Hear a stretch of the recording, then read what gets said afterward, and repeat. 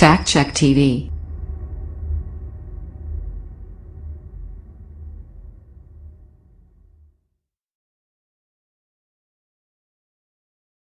Human trafficking is often thought of as people hidden in trunks, stowed away on boats, chained, and brought somewhere to work in the sex industry.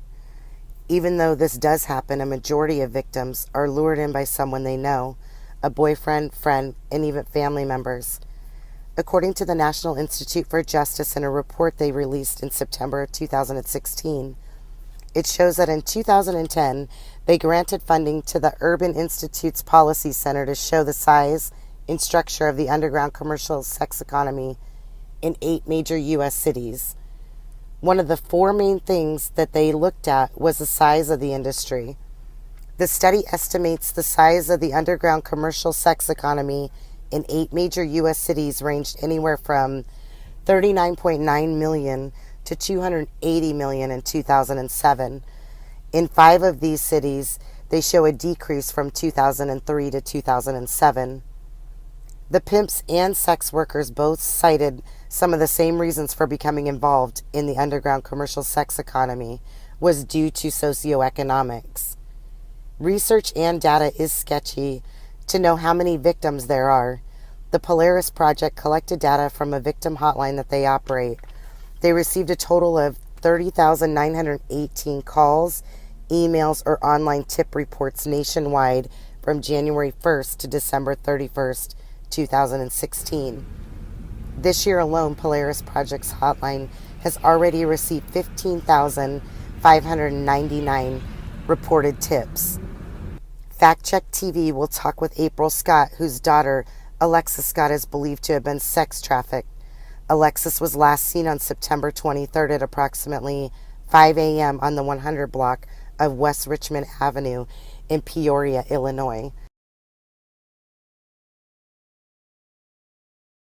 I just wanted to find out where my daughter is. I'm not pointing fingers. That was April Scott's plea in September. Now, 2 months later, her 20-year-old daughter Alexis is still missing, and the Peoria Police Department is pouring resources into the case. We've had people call in and give us information confidentially. We've produced search warrants for residences. And despite those tips, there's still no sign of the young mother. And this case has caught the attention of many in the community. I don't know this young lady. I don't know her family. I just wanted to help. Nobody's reaching out and they needed help. And volunteers say they're staying ambitious and searching high and low for this young lady. We're going to be doing a lot of private searches, and we're going to do group searches, and hopefully we can find this young lady. And more Central Illinoisans keep joining the search. It's not about me. It's not about us. It's about finding Alexis. Hi, thank you for tuning in to Fact Check TV. We will be interviewing April Allen to bring awareness to her daughter, Alexis Scott, who was last seen September 23rd at 5 a.m. Alexis is 20 years old. She turned 20 May of this year. She has a son. He just turned 2 on July 19th of this year. She has a lot of friends. She's very friendly, very sociable, very happy child. I don't know, she's just an all-around happy person. She had a lot of friends, or has a lot of friends, I'm going to say. I don't want to say had, because we're going to say in positive and believe all is well. Yes, definitely. So can you tell us a little bit about what happened leading up to the weeks and days before Alexis became missing, since she was last seen? Can you tell us a little bit, give us a little bit of background about what happened to her? Well, I can start from what I do know as fact. She told me she wanted to go out of town in August to a Merriweather fight, which was in Vegas, I believe. And I was strongly against it. I didn't think that was a place for her because of the fast-paced life that is known to be in Las Vegas. And she went against my better judgment. I didn't find out till I got home that she had actually went. I thought she had made up her mind not to go. One of her friends who stayed the night that night, 25th to 26th, basically talked her into going. She went ahead and went. When I got home from work, she had already left for Chicago. They took a bus from Peoria to Chicago's airport. And sometime on the 26th, well, when I got home, I wasn't for sure she was gone, but I kind of had a feeling because her suitcases and that were gone. And then she had called me to tell me that she was getting ready to get on the flight. And we talked about that, and I was like, well, I thought we talked about you not going. And she's like, yeah, but I decided I'm going to go anyway. You know, I'm going to go have fun. I'm young. And at that point, there's really not a whole lot I could do about it. And so, yeah, she took a flight, and I asked her how was it paid for, and she told me don't worry about it. Because I knew it wasn't a cheap flight, because I had just the year before flown out to San Diego to attend my own graduation, and the tickets were, you know, very costly, you know, so I want to know how they got paid for, but I couldn't get that information at that time. I do know now, but I did not know then. So once she arrived in Las Vegas, do you know exactly what happened when she got in Vegas, or who she was with when she got in Vegas? Well, I know she was with the girl she had left Peoria with. I know that for a fact because she and I talked several times during the trip, and we had problems with her answering her phone while she was out there, and some guy was always answering the phone, and I was like, okay, I asked the guy who he was, and he was telling me I was calling the wrong number, and I'm like, no, I know this is my daughter's number. Where's my daughter? And I never got to talk to her during the time she was supposed to be in Vegas because some man was answering her phone. And so I ended up calling her friend who she flew out there with, and she's like, oh, she's just having fun. She's busy right now. Well, I'll have her call you back. But she never did call me back from her phone during that time. And so basically I was communicating with the friend who flew out with her and not my daughter through her own cell phone. And she was due back. They went out Saturday that day. They were supposed to be back on the Monday, which would have been August 21st, and she didn't come back. Oh, I'm sorry, not August 21st. I beg your pardon. That would have been August 28th. She was due back in town. Okay. And her friend said that she had missed the flight, and she didn't know where she was, and she had talked to her on the phone, and she was in California, and I'm like, well, we're at in California. She's like, I don't know. I really don't know. And she was calling me Mom. She's like, Mom, I really don't know where she is. She's in California. She left us, and I don't know where she is, but I got to get back home to my own kids. I said, so you're leaving without her? And she said, well, I got to. I got my own kids to take care of. And then on the 28th, I called the same friend and asked her, I tried to ask her, my intentions were to ask her if she made it back, but she never would answer her phone. So I could never get in touch with her until 3 weeks later after my daughter disappeared. Then she and I contacted each other. So for 3 weeks before she disappeared, she didn't answer her phone. So did Alexis ever contact you at all via text or social media while she was in Vegas? She was posting pictures on her Facebook, and the answer is no. She did not till September the 1st. I heard from her on September the 1st after somebody had found her on a strip, beaten and naked in California, and they took her in and told me that she didn't have a way home and that she needed fare to get home. And they told me what she looked like as far as health-wise. Didn't tell me that she had got beaten. I didn't know she had got until she got home, and I could see it myself. Wow. So when and so she traveled. Yeah, I paid for her bus ticket back home, and that was one of the reasons why I had asked her not to go. Is because beginning of September or so is usually when property taxes are due here in Illinois, and I'm like, no, this is not a time. You know, we live on a budget, and the property taxes come first, and if something goes wrong, which usually does when she goes out of town, I won't have a way to get you back home. And she's like, no, just prior to her leaving. She's like, no, nothing's going to happen. Everything's taken care of. I'll be back. You don't have to worry about it. Everything's paid for. And I was like, no, that just don't sound right to me. And it ended up happening anyway. So I did muster up the money to get her back home. Actually, she had to take a Greyhound bus home because the flight, again, like I said, was expensive. And it's like, well, I don't have the money right now to put you on a plane. Had I not had to pay property taxes, I could have put you on a plane and you would have been here overnight. And it actually took her 48 hours to get home. So she didn't get home. There's a problem with her ID because her ID she had left here. Some kind of way she was able to board a plane in Chicago to go to Vegas with a paper ID. So I don't know how that happened, but I guess that's something, I don't know. Anyway, so I told her that in order to get on the plane that she would need an ID because that's just the way it is out there. And she's like, no, you could just get me a plane. I'm like, no, I don't have it. So anyway, I ended up paying for a Greyhound bus ticket back to Peoria. And I think she didn't actually board the bus until the 2nd of September. And she got home on September the 4th. I remember because we were outside watching the sun because it was changing colors and like having solar flares and all this crazy stuff was going on outside with the sun. And my son and I were outside at that time.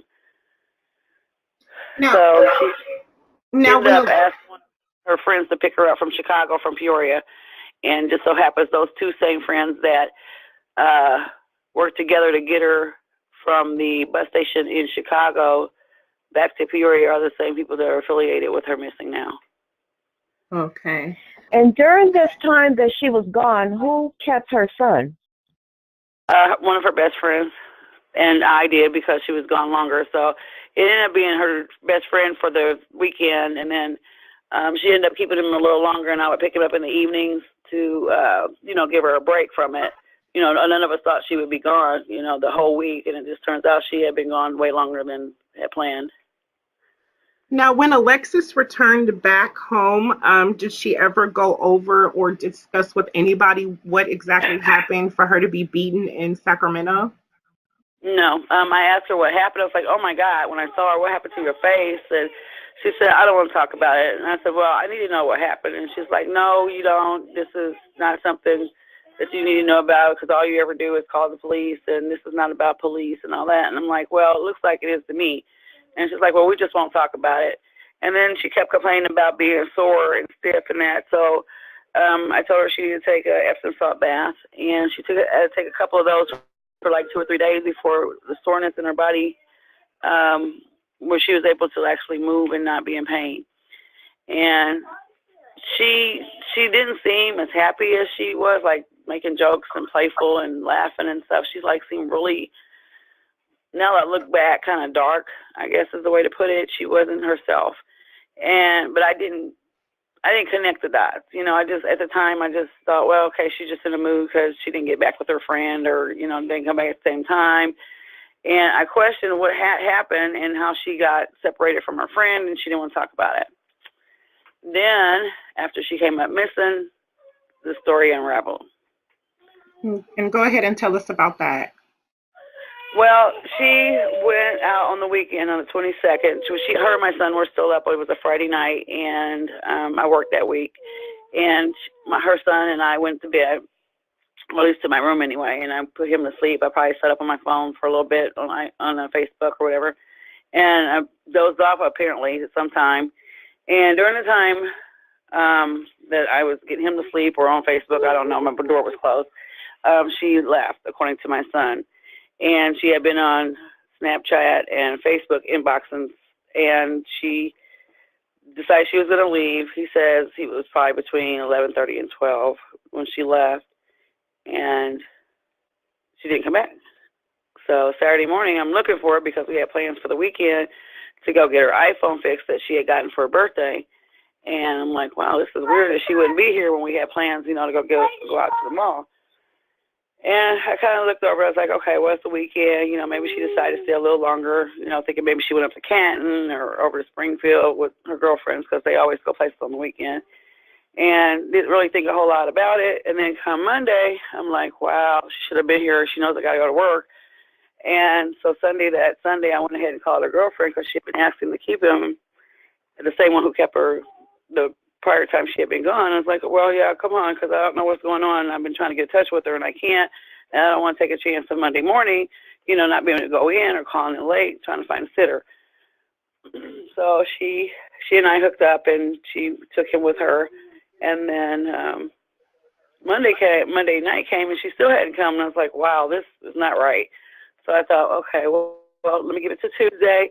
Maybe, she's in the process. And I'm calling her during this time trying to find her, but she's not answering her phone. Well, Wednesday came, I'm at work, so I call her to see if she'd been home and call her friends. And now I'm really starting to get worried. So I start getting in touch with her friends that I see that she talks to frequently on Facebook. And you can tell by the likes or whatever who they talk to often. And I didn't have her password to her inbox, so I couldn't check to see anything. And one of the friends, just happened to be a male, said that he had been with her Friday night. Him and another guy, Kevin Lamont, they had came and picked her up, and they went out to have a drink or smoke or whatever. And they dropped him back off, and Alexis went to a party not too far from the house, which was over on Richmond. And that was planned, but he wasn't invited. So he knew about it. And she texted or inboxed the person at the house who she was planning to meet to let them know she's on her way. And before she went there, apparently, according to Kevin Lamont, he brought her back home to change clothes to go to the party. And he dropped her off, but he wasn't sure which house it was, if it was 123 or 125 Richmond. Because of the lateness and they had been drinking, he wasn't really sure. He just knows exactly what street he dropped her off on and that it was across from the car wash. And he said there were a lot of people on both porches in the neighborhood, and he didn't see who she went to go meet. He just saw her get out of the car and knew there were a lot of people there and it looked like a party. And okay, April, I have a question for you because we thought that she had got a cab there to the party. So you're saying that this is their story. Right, this is their story is what I was told. Now, once I heard this story, that's all I had because nobody had come forward about her being missing up until we did our first search, which was on October the 1st, which was I filed a police report on her missing on the 27th. The police went out to talk to Remy, and they did not go to the house where she went to the party at. And the police officer came back and told me that he was going to file a missing and in danger report that day. He seemed pretty shaken up when he came back. And I asked him how come he didn't go to the house, which was only like 2 blocks from where he went to meet the guy who told the story. And I never did get an answer. It's just like in his face you could tell something wasn't right. He was like real happy and cheerful when he first came over to talk to me about my missing daughter and get all the information. And then when he came back, it was different. So anyways, after we did our first search, the taxi cab driver got in touch with me. Well, she made a comment on the police department's page or whatever, saying that, no, this guy didn't take her to the party. I did. I know for a fact. I know her. And her name is Tanya. And I remember exactly what she had on because I told her it was getting chilly outside and she needed more clothes on. And she just laughed it off. And she says, I know for a fact I take her places frequently. I'm who she calls when she wants to go somewhere so she can trust me. And she said it was between 4. She said it was between 4 and 5:30 that she took her over there, and that Alexis told her that she wasn't going to stay long for about an hour, and that she would call her back when she was ready to go because she wanted to get home to her son, which makes sense to me because she knew I had to work on Monday. So we have 2 different people saying that she got to a party one way. I have never seen the videos that the police removed from the car wash. I have not been allowed to see the videos, but the witnesses that they have brought in, I am told by them that the police allowed them to see the video of that night, or morning rather. Okay, so she originally went out with friends, then came back home, and then got to the party that she was last seen at, either by a cab or by someone dropping her off. So which one do you believe? Which way do you think she got there? Or do you have a thought? Well, in retrospect, I'm looking at both stories, and the cab driver story makes sense to me. The times I'm not really sure of. That's questionable. But when in retrospect, being that Kevin Lamont's story was that he brought her back home and she changed clothes, well, I have found no evidence Saturday when I got up that my daughter had been in the house at all. I mean, it didn't look like any clothes had been changed, any shoes had been changed, nothing. I can't remember what she had on that day. I'm tried, and I can't even think. But it definitely did look like she was changing clothes. And when she changes clothes quickly and she's going to go right back out the door, there's usually clothes laying out, like she went through a whole bunch of drawers or whatever and stuff hanging out and this and that. That I don't recall having to clean up after her. I would have known because I do it frequently when she does that, and we have conversations about that. So no, I don't see evidence that she ever came back. When I'm talking to my friends in the last few days, I'm wondering if she even went. I know people are saying that she was at the party, but now I'm kind of wondering, did she really go to the party? If she went, did she only stay for a few seconds and left with Kevin Lamont and she ended up going somewhere else? I don't know. But as the story stands, my own thoughts really don't matter right now. What matters is that the girls at the party, 3 of them for sure, have said that they saw her at the party. They left a couple times, came back to go get liquor or whatever, and she never left the party. She stayed there while they did the runs. I find that hard to believe because if they're her girlfriends, which they all were, they know each other from the life that they live, she would have went with them. She wouldn't have stayed behind. She's like, no, I'm going to stay here with all these guys. I'm going to, go with you guys and just take off and go with them and come back. But that's not the story I'm getting. I'm getting the story that she never left, that she stayed there every time they left the house. And then yeah. So I'm sorry, April, but so are some of the girls that how many, she only went to Vegas with one other person. That I know, but there were 5 people that went, 5 other girls that were recruited to go. They were supposed to go to a bachelor party and be escorts or just walk around and be eye candy and get paid. I don't know how much, but anyway, that getting paid was part of it. And the guy who paid for the tickets paid for round-trip tickets and a place for them to stay once they got out there. Supposedly, the bachelor party was canceled, and what happened after that, nobody knows because the girl who went will not talk. So are the girls that that say that they saw her at the party, were any of those girls the same girls that she went to Vegas with? According to them, no. Okay. So these are totally different friends. Totally different friends, but they're all part of the same organization. Okay.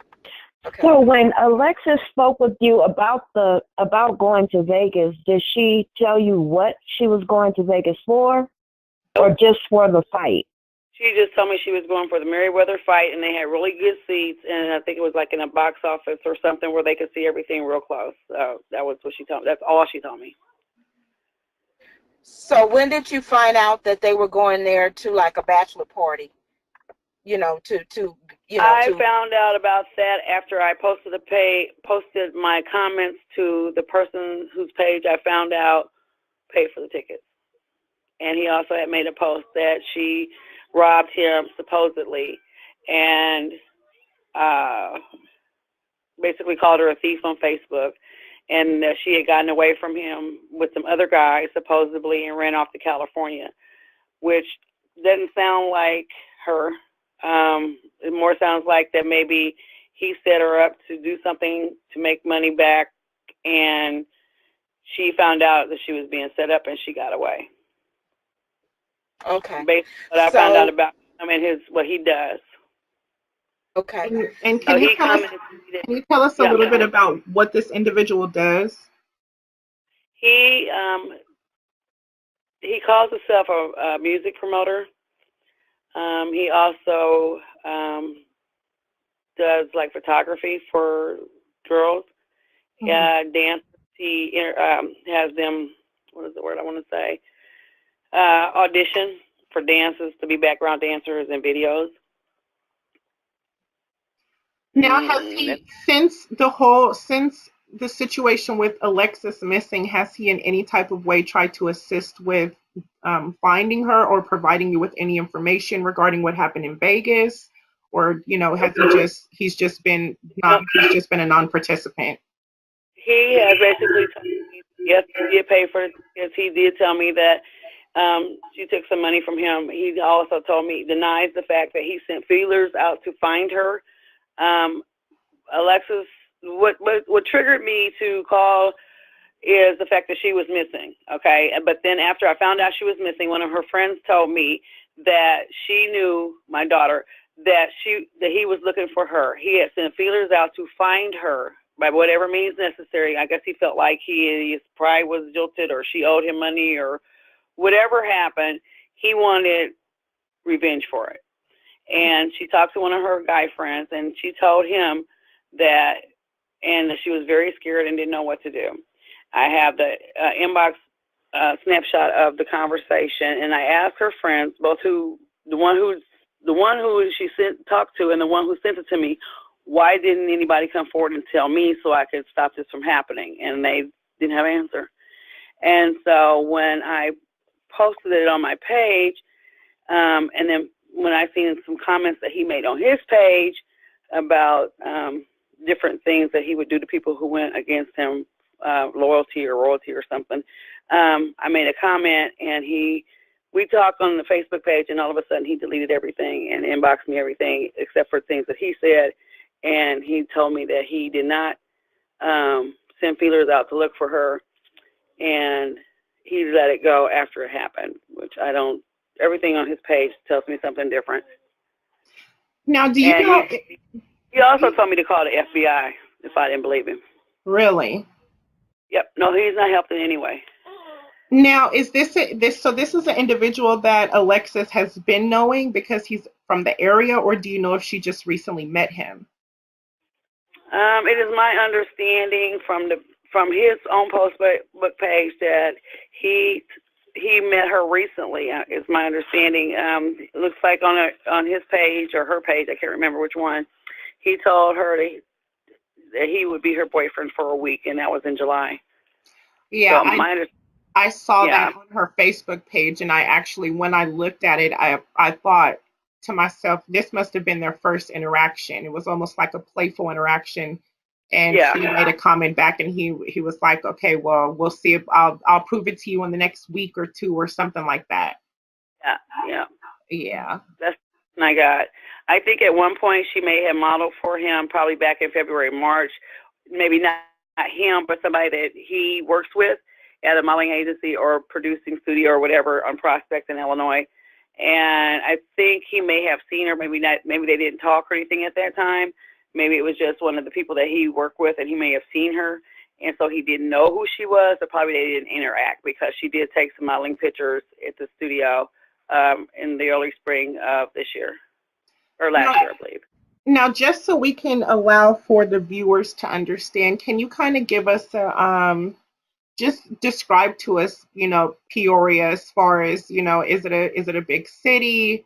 Is it the type of city where everybody knows everybody? Kind of give us draw us a picture of Peoria. It's pretty average size population. I want to say it's under 2,400, but I can't be for sure. But in the area we live in, everybody pretty much knows each other because the high schools are not that far apart. They're sectioned off by zones, but everybody still pretty much knows each other.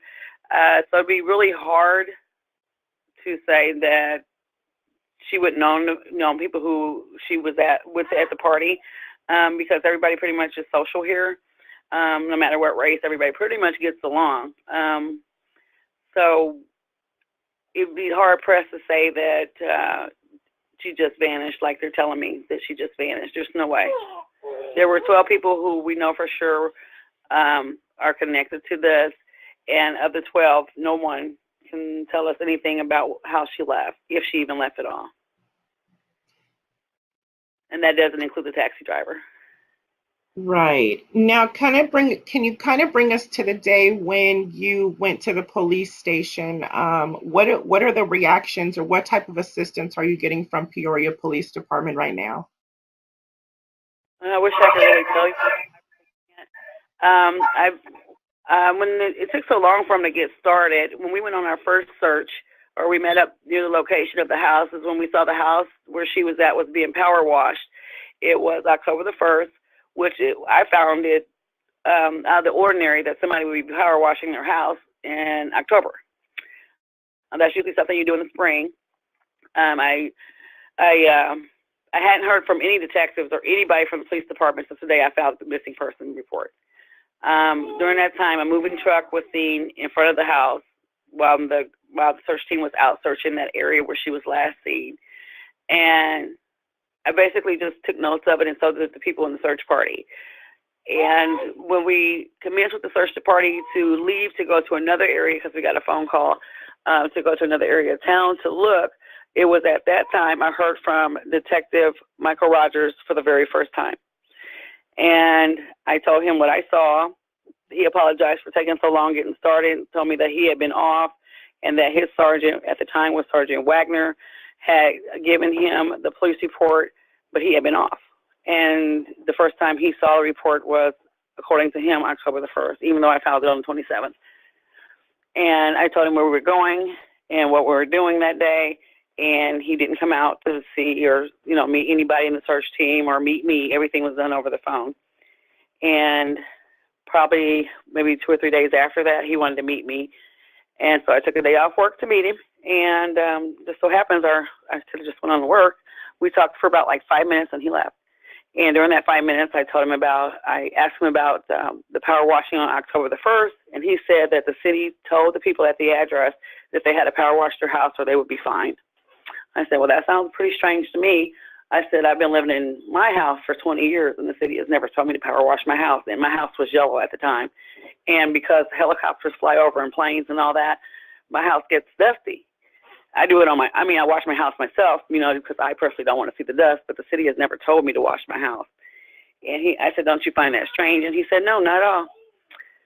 And then during that time, I also mentioned to him about a post that was on the page of the person that invited her about a great need for a washer and dryer to be removed 3 to 4 hours after the party ended. That was supposed to be an all-night party. And I asked him if he found that to be strange, that someone would be requesting a washer and dryer to be removed after all night party when they probably should all have been asleep. And he said, nope, not at all. Okay. And at that time, I didn't get it. I don't get him. Yeah. So have they followed up with you? Are they contacting you on a weekly basis or, letting you know if there are any leads? What are their thoughts on the situation? Are they treating her as like she just left on her own? Do they think that it was foul play involved? How are they approaching the investigation?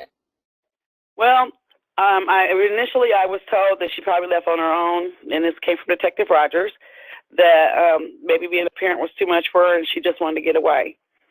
And I said, well, no, because there would be no need, because I take care of the baby. There's no financial strain on her to do so. She gets her weekends off. She can leave during the week. I keep the baby. And she can just basically have a normal life because I never wanted her to shack up. I said, so no, I don't see it. I said, she's never been gone this long. She leaves, go out with her friends for the week or weekend or something like that. But she comes back. I said, she hasn't come back. I said, so this to me is not normal for her. And then later on, when I was telling about the washer and dryer, because I keep asking about this washer and dryer, that I will not let that go. Because it could have been in the front, in the back. You just never know, what tools people have to, if you're trying to hide something, you're going to hide it. Or the moving truck that was there. Why would they need a moving truck if nobody moved in? And he kind of blows me off on that, thinking there's nothing to it. And he was saying that maybe there are more possible ways or things that could have happened at the time. And so when I asked about the video recordings from the car wash, he has told me several times that he doesn't see her at the party. But according to the girls that were at the party, she was outside sitting on the front porch. But they don't see it on the video. Okay. So what is your idea about the washer and dryer? What is my idea? Yes. Well, I believe, and it's just my personal thoughts, I believe everybody at the house was doing drugs. Coke, probably ecstasy, probably drinking. Well, we know drinking for sure because the girls bring it up. And I was told that one of the people in the house is on probation or some kind of paperwork and cannot smoke marijuana. And instead of smoking marijuana, smokes K2.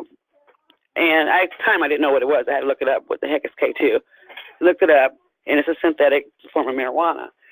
I believe if my daughter was getting high and drinking, and somebody passed her a joint or blunt or whatever it is they smoke now, I believe she may not have been paying attention. May not have even asked, what is this I'm smoking, and may have inadvertently tried something she always swore she would never try. And not know it, not thinking it was just like regular marijuana, and something may have happened. What that something may be, I don't know, because there's so many different things that could happen after smoking K2. One of them is not being yourself mentally. And I believe something may have happened where either she passed out from drinking too much, because I hear they were mixing Hennessy and Grey Goose and some other drinks together, like Boilermakers.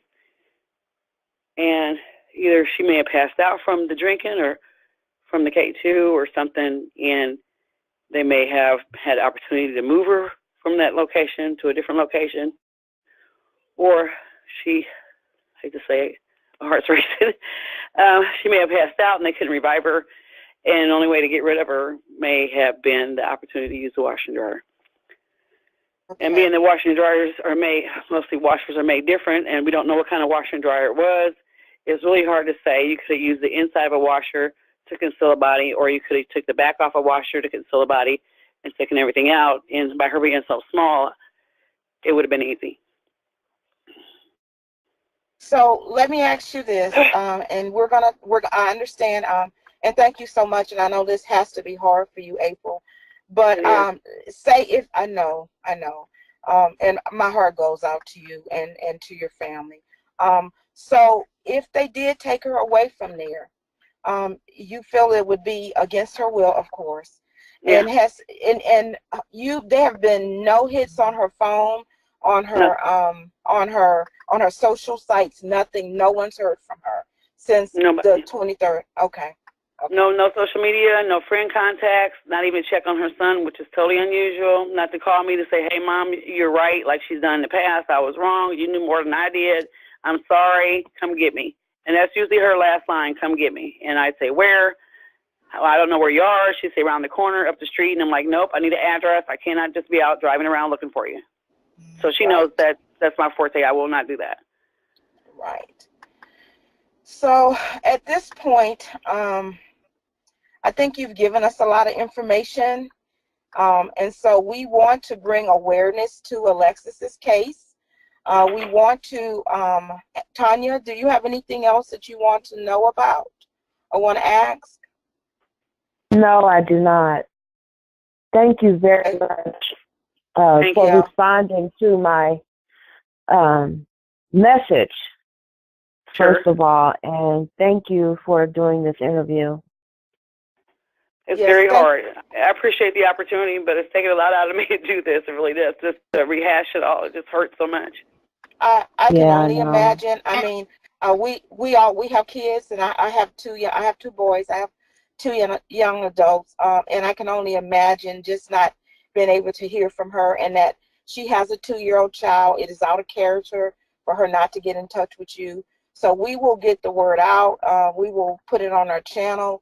And at this point, Tanya, I'd love if anybody, when we air this interview, if anybody's seen or heard anything, please contact the Peoria Police Department. And Tanya, if you have those numbers, also we'd like to say that she is a part of NAMUS, which is a site to try to locate people. And there are different organizations helping and assisting and trying to find out what happened to Alexis. So at this time, we'd like to tell you the numbers, so that if you see or if you've heard anything, if you would just please reach out, so that April and his family can find out what happened to Alexis. It is our prayer that perhaps she is, somewhere, and that she will be found, alive. But either way, we want to find out what happened to Alexis, for her family's sake and for her son's sake. And once again, thank you so much, April. Is there anything else that you would like to say, or anything else that you want the public to know? I just want everyone to know I'm very thankful for the time and the opportunity to work with so many different people who actually care. There's so much community involvement here in Illinois and outside of Illinois. It's amazing. And all I can say is thank you all. I really appreciate it. Thank you very much. We will be posting the phone numbers in the subscription box for anyone who has any information about this case.